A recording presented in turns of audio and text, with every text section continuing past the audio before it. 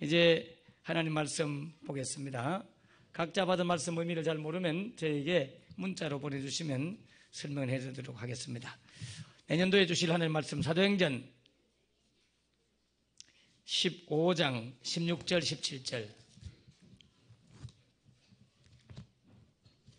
사도행전 15장 16절 17절. 우리 성부 집사님 마이크 가지고 있나요? 마이크로 집사님이 한번 읽어주시면 좋겠어요. 15장 16절로 17절. 다 찾으셨습니까? 찾으셨으면 아멘. 아직 자신이 없는 것 같아. 사도행전 15장 16절로 17절 찾으셨으면 아멘. 아멘. 예, 우리 김성우 집사님이 읽어주시겠습니다. 이후에 내가 돌아와서 다윗의 무너진 장막을 다시 지으며 또 그 허물어진 것을 다시 지어 일으키리니 이는 그 남은 사람들과 내 이름으로 일컬음을 받는 모든 이방인들로 주를 찾게 하려 함이라 하셨으니. 아멘. 자, 다음 두 번째 말씀 보겠습니다. 고린도 전서 13장 11절.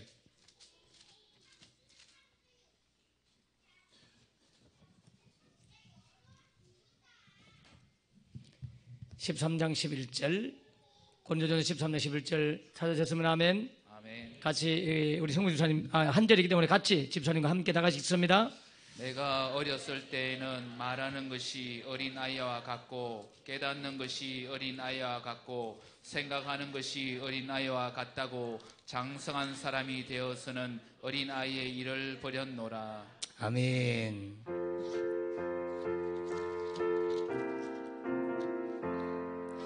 주님 우리의 마음을 여시오 말씀을 깨닫게 하옵소서. 아멘. 할렐루야.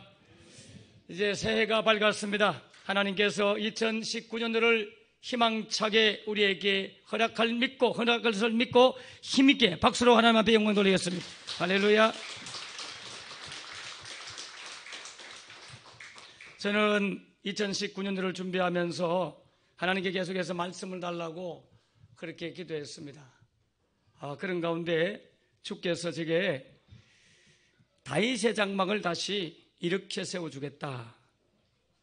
그 다윗의 장막을 일으켜 세워주기 위해서는 반드시 주님이 돌아온다 말씀하셨습니다. 사도행전 오늘 15장 16절에 보면 이후에 내가 돌아와 라고 말씀하고 있어요. 여러분, 우리 하나님께서 구약성경 말라기서가 끝나고 난 이후에 600년 가까이 이 땅을 떠나시고 침묵하셨어요. 그래서 중간기 시대 때에 영적 암흑기가 벌어지면서 하나님이 외면하고 떠나자 이 땅에는 많은 종교들이 자기들이 진리라고 주장하면서 그때부터 우죽순처럼 생겨나기 시작했습니다. 유교, 불교, 조로아스터교 어떤 종교든지 그때 온갖 종교들이 막 생겨나기 시작했어요. 그런 가운데 600년의 세월이 지나고 난 후에 우리 하나님께서 세례 요한을 넌지시 보내시고 다시 그 세례 요한의 예언을 받고 예수님이 오셨어요. 그 예수님이 오셔서 33년의 공생애의 3년과 일반생애 30년 사시고 우리를 대신하여 십자가에 못 박혀 죽으시고 3일 만에 부활하셔서 하나님 나라로 승천하시면서 다시 내가 올 것이다 약속을 하셨습니다. 주님이 이 땅에 재림하기 전에 먼저 나와 같은 너희들을 돕는 파라클레토스를 보내주겠다. 보혜사 성령을 보내주겠다 약속하셨어요. 그래서 우리 예수님이 성천하고 난 이후에 사도행전 2장에서 예수님이 약속하신 대로 하나님의 신이 강력하게 불의 천사와 바람의 천사를 동원하여 사도행전 2장에서 임재하셨죠. 마치 불의 혀가 갈라진 것 같이 바람이 부는 것 같은 그러한 귀한 자연현상이 벌어지는 가운데 성령이 각 사람의 머리 위에 다 임재하셨어요. 여러분, 그래서 오늘 이 본문 말씀에 이후에 내가 다시 돌아와서 다윗의 무너진 장막을 다시 지으며 라고 말씀하고 있어요. 여러분, 구약시대에 예언된 말씀이에요. 이 말씀은 구약시대에 우리 하나님께서 말씀하기를 내가 다시 돌아오겠다, 그리고 다윗의 무너진 장막을 다시 짓겠다 약속했습니다. 이게 무슨 말씀이냐 하면 성령님께서 이 땅에 다시 오셔서 다윗의 장막에서 하나님을 경배하고 예배한 것처럼 그렇게 참된 예배의 회복을 내가 만들어주겠다 하는 약속이에요. 왜냐하면 구약시대 때는 예배를 드리려고 하면 자기 마음대로 예배를 드릴 수가 없었어요. 죄를 용서받기 위해서도 마음대로 죄사함을 받을 수가 없어요. 1년에 한 번씩 있는 대속죄일 날, 그날만 속죄를 받을 수 있고, 속죄를 받을 때도 준비한 흠없는 어린 양이나 소나 염소나 이런 것들을 다 준비해서 정말 1년 동안 준비해서 정성을 다해서 준비해가지고 예배자로 살다가 1년에 한 번 와서 대속죄일 날 속죄를 받을 수가 있었고요. 나머지 제사들은 감사제나 화목제나 또 특별히 어떤 죄를 범했을 때는 제사장님한테 부탁해서 제사함의 제사를 드리고 싶다 했을 때에 예배를 드릴 수가 있었습니다. 그런데 그 당시에 성막과 성전의 구조가 어떻게 되느냐 하면 하나님의 임재, 하나님이 현현하셔서 나타나는 장소는 구별되어 있었어요. 하나님이 임재에 계신 장소는 천막, 즉 천막 안에 커튼이 탁 쳐져가지고 그 안에는 베일처럼 가려워져 있었고 아무나 들어갈 수가 없습니다. 그 안에는 법궤라고 하는 율법을 상징하는 법궤와 하나님의 임재의 장소인 바로 시은좌라고 하는 법궤 위에 뚜껑 있는 그 시은좌라고 하는 그 법궤가 보관되어 있는 지성소라고 하는, 지성소라는 말은 지극히 구별된 장소다 이런 뜻이에요. 성소는 그냥 거룩하게 구별된 장소고 지성소는 너무나 지극하게 구별된 장소. 그래서 그곳에는 1년에 한 번씩 대제사장이 대속죄일 날 딱 한 번 들어갈 수 있었어요. 근데 들어갈 때도 정말 조심하지 않으면 대제사장도 잘못하면 죽을 수도 있는 굉장히 무섭고 두려운 그런 장소가 지성소였습니다. 아무나 하나님을 배울 수가 없고 들어갈 수가 없었어요. 그곳에는. 또 대제사장이 그 당시는 한 번 대제사장이 되면 영원하게 죽을 때까지 대제사장 했단 말이에요. 요즘 가톨릭 같으면 교황이 한 번 되면 영원히 교황을 하잖아요. 돌아가실 때까지. 대제사장이 지성소 안에서 제사를 집례하다가 갑자기 뇌출혈로 돌아가신다든지 노환으로 돌아가시면요, 그 시신을 마음대로 들어가서 못이 나오지를 못해요. 그래서 항상 제사장의 이 가운, 제가 입고 있는 이 가운 뒤에 여기다가 이렇게 밧줄처럼 끈을 묶어가지고 항상 끈을 바깥으로 있었어요. 그리고 방울을 달고 있었어요. 제사를 집례하면서 계속 이렇게 움직이고 분향을 하고 막 피를 바르고 이러면 딸랑딸랑하고 막 소리가 나는데 갑자기 소리가 안 나. 그러면 제사장님 하고 막 불러보는 거예요. 계속 불러보는 거예요. 소리가 없어. 그러면 돌아가신 거예요. 그러면 줄을 막 당겨가지고 시신을 이제 끄집어내는 그런 정도로 그 안에는 아무나 들어갈 수가 없었어요. 대제사장도 정말 몸과 마음을 정결하게 해서 들어가지 않으면 죽을 수밖에 없는 그런 위험한 장소가 사실은 지성소였습니다. 그래서 하나님을 만난다는 것은 상상이 안 되는 거예요. 성령님을 경험한다는 거 상상이 안 되는 것입니다. 성령님을 받으면 그냥 까무러치거나 죽거나 이런 어떤 현상이 벌어졌기 때문에 법궤를 잘못 만져도 그냥 우사라든지 이런 사람들은 적사해서 죽었잖아요. 성경에 보면 법궤 뚜껑을 열어보다가 한 마을 사람이 몽땅 다 죽는 그런 일도 성경에 기록되어 있어요. 너무나 무서운 하나님이셨어요. 그래서 항상 그 자리는 함부로 들어갈 수 없도록 커튼을 딱 쳐가지고 가로막고 있었단 말이에요. 그런데 구약시대에 유일하게 그 커튼이 제거된 때가 있었어요. 여러분, 원래 이 커튼은 언제 제거되느냐 하면 예수님께서 십자가에 돌아가실 때 그때 성소의 휘장이 하늘로부터 땅으로 두 조각이 쫙 열리면서 구원의 길, 새롭고 산 길, 그 길이 그때 열려졌다고 히브리서에서는 기록되고 있죠. 그 전까지는 이 하나님의 지성소 안으로 들어가는 이 휘장은 절대로 열려지지 않았었어요. 그런데 구약시대 때 유일하게 열렸던 시대가 언제냐면 잃어버렸던 법궤를 찾아와가지고 성막을 이렇게 임시 처소인 천막을 만들어 놓고 법궤를 모셨던 그 임시 처소 천막이 다윗의 천막이에요. 다윗의 장막이에요. 그 다윗이 만들어 놓았던 그 유일한 임시 성막, 그 임시 성막만큼은 바로 이 휘장이 없었어요. 마음대로 그 안에 들어갈 수 있도록 유일하게 허락된 구약시대의 한 사건이 바로 다윗이 만들었던 천막이었어요.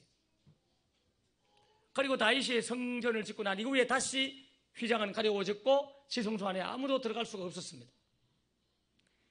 그래서 오늘 주님이 구약의 예언을 하고 있는 거예요. 내가 다시 돌아와서 이 다윗의 장막을 회복하겠다 하는 말은 다윗 시대처럼 하나님을 직속으로 들어가가지고 독대하고 대면할 수 있는 그러한 하나님과 우리 사이를 가로막는 휘장이 없는 그런 시대를 내가 열겠다, 이런 뜻이에요. 그런데 그 시대를 누가 여셨습니까?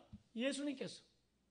예수님이 십자가에 돌아가시면서 법궤가 있는, 하나님의 임재가 있는, 하나님이 현년에 계신 그 장소로 들어가는 길을 가로막고 있던 휘장을 쫙 둘러째고 그리고 길을 확 열어놓으셨어요.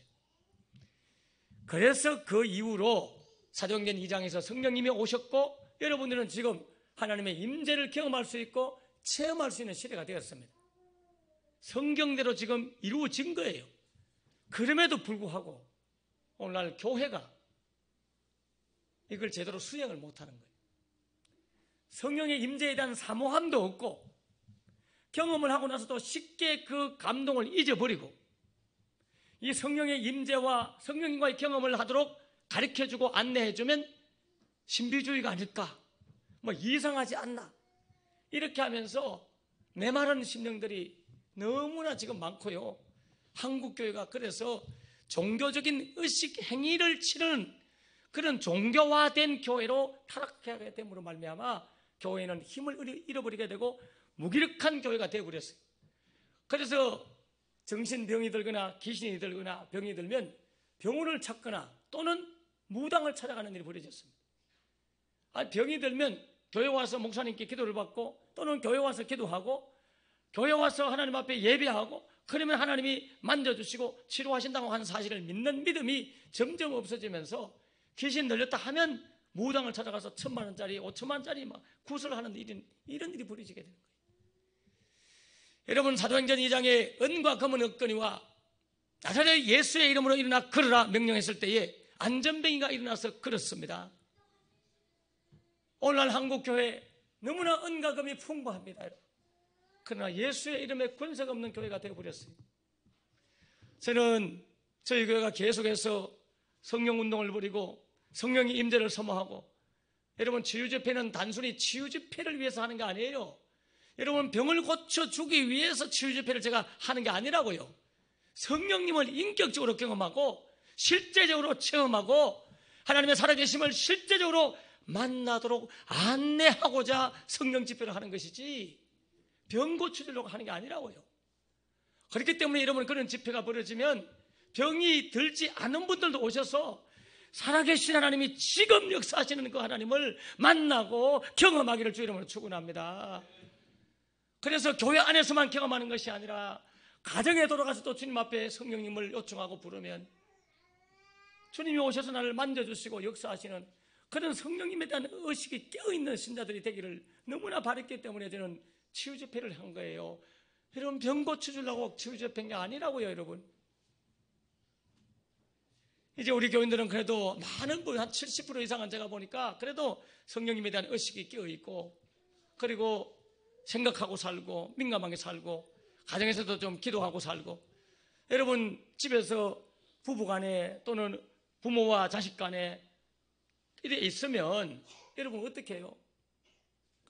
아무 말 안 하고 TV만 보고 앉아있는 분들이 있고, 가족끼리 대화하는 분이 있고, 각자 방에 들어가서 각자 볼일을 보는 분이 있고 그렇잖아요.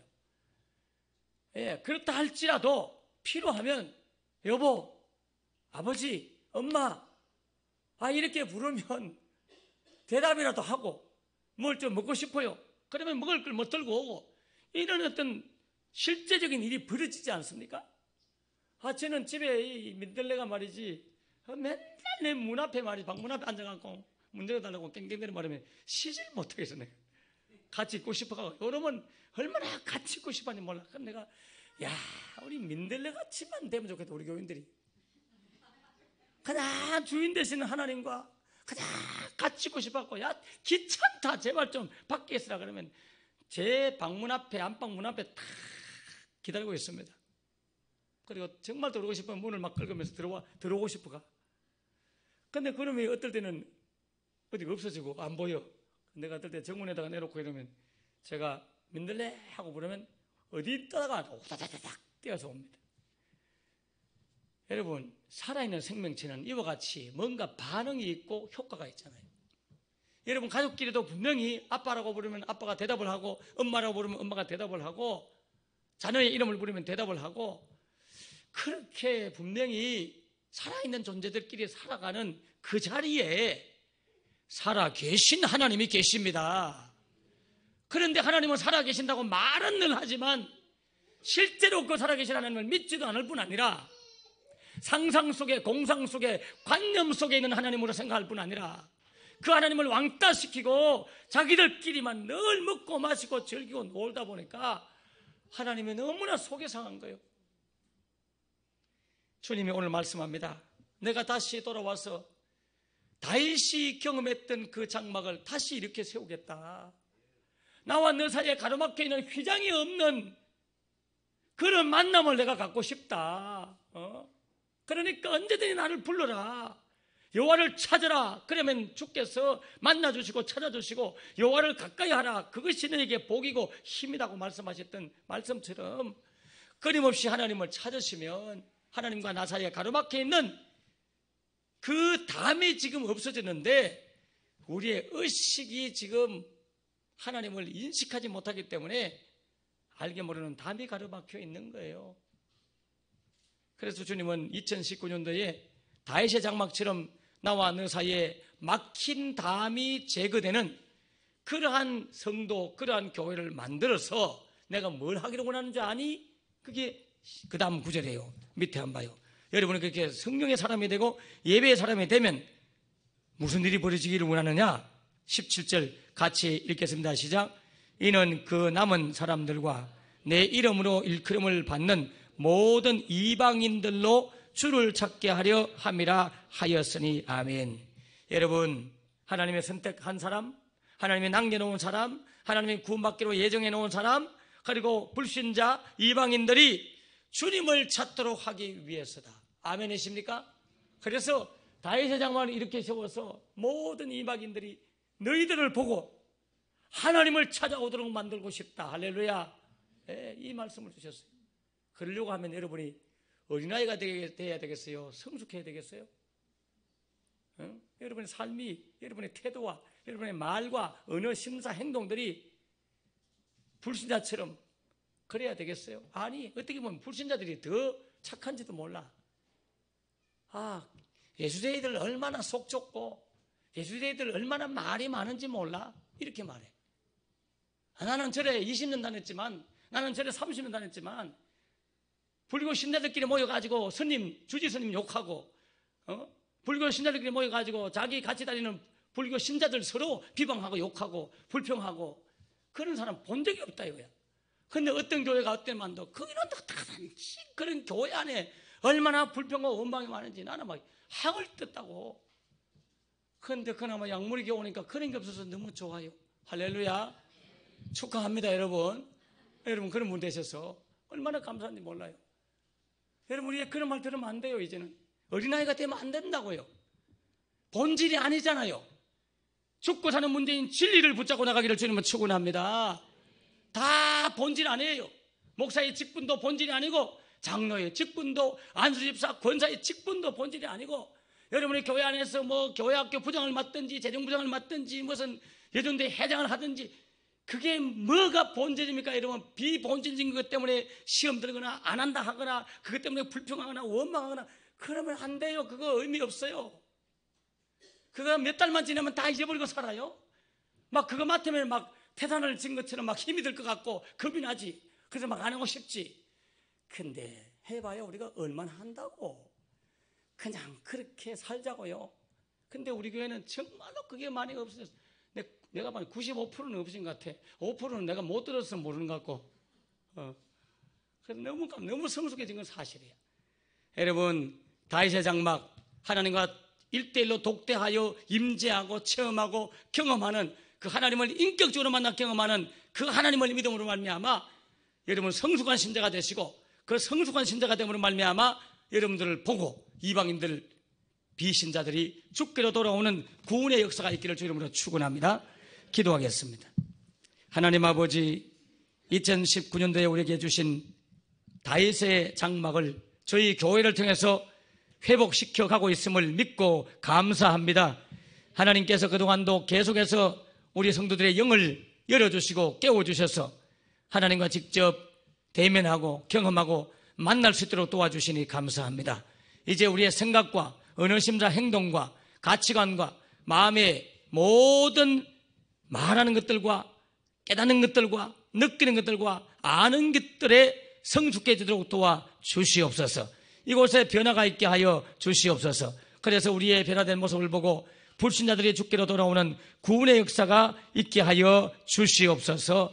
다윗의 장막으로 저희 교회를 지정하였사오니 이제 성령님으로 충만하고 하나님의 신과 거룩한 교통함이 있는 사랑하는 모든 성도들 되도록 역사하여 주옵소서. 그래서 성숙한 신앙인들이 되게 하여 주옵소서. 영혼 구원의 사명을 감당하는 하나님의 거룩한 백성들이 되게 하여 주시옵소서. 예수님 이름으로 간절히 믿고 축복하며 기도하옵나이다. 아멘. 이제 유인물을 보시고 함께 하는 기도문을 같이 읽도록 하겠습니다. 우리 집사님께서도 마이크를 들고 같이 읽어주세요. 같이 읽겠습니다. 이 중에는 송명희 시인의 시를 제가 한 편 올려놓았습니다. 새해에는